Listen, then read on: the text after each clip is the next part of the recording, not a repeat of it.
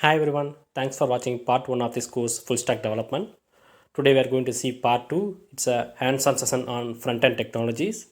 If you haven't watched part 1, please go and watch part 1 for a quick reference. In part 1 of this course, we have gone through the high-level overview of front-end technologies like what is HTML, CSS and JS and all. Today we are going to do some hands-on on top of this. Before starting the code, I would suggest a few things, especially if you are a fresher. Please do not use any external tools or editors for your coding. Please always use Notepad until you get comfort with the coding. I just opened a plain Notepad. We are going to do some HTML scripting on top of this. First, we need to declare this document as an HTML. For that, we need to use a tag called doctype HTML. There are a number of tags available in HTML. The root tag is HTML tag. So each HTML tag will have its corresponding closing tag. It's forward slash HTML. So now we have the basic HTML tag. We can add the child tags one by one. First is head tag. Head tag is useful for metadata of this web page, like information about this web page, where we can give the title of the web page, say the title tag, and then title you want to give. Here I'm going to give as a full stack, and I'm closing with title tag. Now the web page will have the title as full stack. Next we are going to add body. I'm opening the body and closing the body immediately.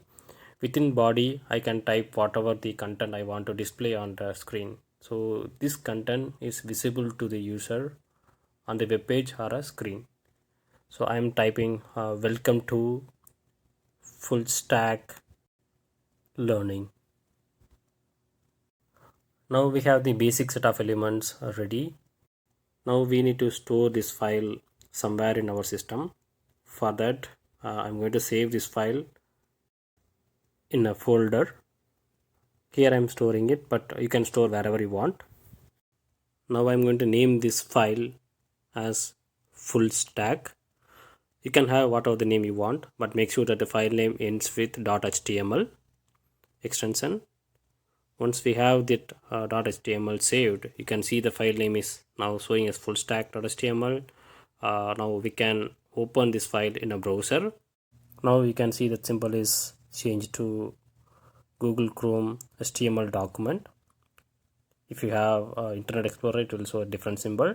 But if I double click that, or if I open with a specific browser, it will render the web page with the title full stack and the body content welcome to full stack learning, whatever we gave it in body tag. There are tons of HTML elements or tags are available. I am putting one of the tag here as h1. It is a heading element. Whatever we typed in body earlier, that's going to be displayed in some bigger size. I am going to save this file in the same location, the same file name, and I am refreshing the browser. I can see the change here. It's a welcome to full stack development. Now it's displaying in a bigger font. Let's try to add one more tag to see the difference. I'm going to type author name. It's a name.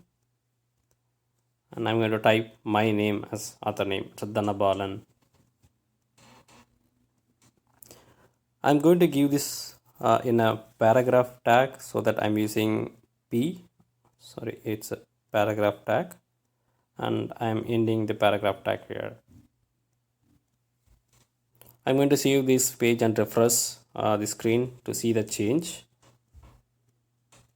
Yep. So now we saw how to add tags to the existing one. Now we are going to do some CSS styling on this. I'm going to have a style attribute. So whatever we are typing within the tag is called attribute. I'm going to give style attribute equal to, I just want to have some font color. So I'm going to give the color colon blue. So this will display this one as a blue color as we see here. This type of styling is called inline styling. There are three styles. The second one is internal style. For that we used to have style tag in head section. And I'm going to give the same thing but This time I'll give some name to my style. Okay, this is my style. If you look that symbol, it's prefixed with dot. It's a style qualification. And I'm going to give the same attribute color. This time it is red and ending with semicolon. And I'm adding another style text align colon. I want to display in center. So this is how we are going to add the internal styles.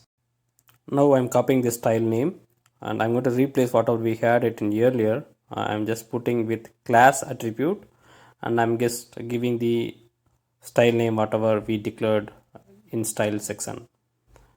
So now if I refresh the page, I can see that change here. It's red color and aligned in the center. Third one is external style sheet. Whatever we give it within style tag, we are going to give it in a different file altogether. So I'm just copying the style and I'm opening a new file and I'm pasting it over there, the same content. I just want to make a change the red to blue so that we can see the color of the font is getting changed. So now I'm going to save this file in the same location wherever I have the HTML, but you can store wherever you want. I'm naming this as full stack underscore style dot css, but whatever the name you want you can give it, but make sure that extension is dot css. We can see the file now it's changed to full stack style dot css. It's a cascading style sheet document. Now we can open the HTML document to link this style sheet. For that I'm going to open this HTML in a notepad. Since we already have the external style sheet, I'm going to remove all the style element entire tag. I'm going to remove it. Then I'm going to link that. For that we need to use link tag and rel attribute equal to style sheet. Then href, it's a reference to the file whatever we created now. So we are going to give that file name here. I'm just copying the file from here, full stack style.css, and I'm pasting it in href. So now that style sheet is linked with this HTML. Now if I refresh the page, I can see the result. It's changed to blue color now. Now we can try to do one more change. I'm just going to change the alignment of text from center to right. And I'm just saving it and just refresh the page. You can see that our style is moved to right. So far we have seen HTML and CSS. Now we are going to define some behavior of the web page using JavaScript.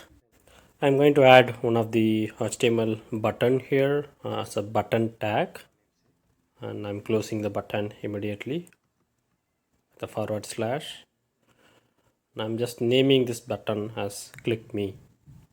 So now we have a button added to our HTML page. So we are going to write some script. For that we are going to start with script tag, and I'm just closing that script tag immediately between head section, the forward slash.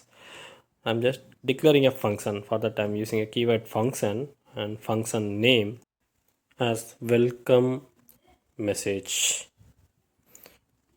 and I'm just closing the bracket and I'm opening a new bracket for defining the function. I'm going to alert some message which is welcome to full stack world. So now that we have this alert function defined, and I'm going to copy this name of the function and I'm going to attach with the button whatever we have created using a attribute called on click equal to function name. So whenever we are clicking this button, this method will get invoked. I just saved the HTML, the same full stack.html, and I'm just opening it to see the JavaScript behavior. Just refreshing the page to see the click me button. And whenever I click the button, we are getting the pop-up alert message, welcome to full stack world, whatever we defined in the function. Here we had the function inside the same HTML file. Now we are going to copy this function into a new JavaScript file. For that I'm opening a new file and I'm pasting it over there, and I'm making some modification here. This is just to see the difference, and I'm going to save this file the same location with the name full stack underscore javascript.js. You can have whatever name you want, but make sure that file name ends with .js. We can see that JavaScript file is created. Now I'm opening the HTML file to link this script in a notepad, and I'm going to copy this JavaScript file name to give it an HTML document. I'm going to remove the function whatever we have defined earlier. I'm just deleting it. I'm going to give that new file name whatever we created, JavaScript one, by adding a attribute src. It's a source attribute, and I'm giving that file name here. I'm just saving this file and opening the HTML document whatever we have created to see the result. When I click that button, I can see the difference. A dot exclamatory symbol is getting added as part of the new function. So far we have seen basic element of front-end technologies like HTML, CSS and JavaScript.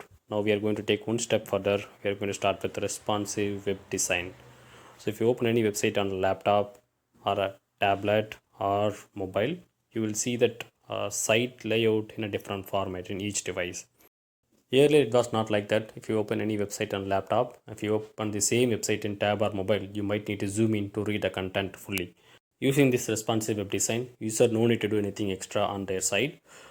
The site itself will get adjusted based on the device whatever they are viewing. Let's see one of the website to see the behavior of responsive web design. I'm just opening my website http://dhanabalan.in so that you can see the website how it looks like in laptop. So this is how it's going to open in laptop. You will see my details on the top with the different links, and you can see my details like personal statements, education details, all those things, and technical skills on the right side of the website along with certificates.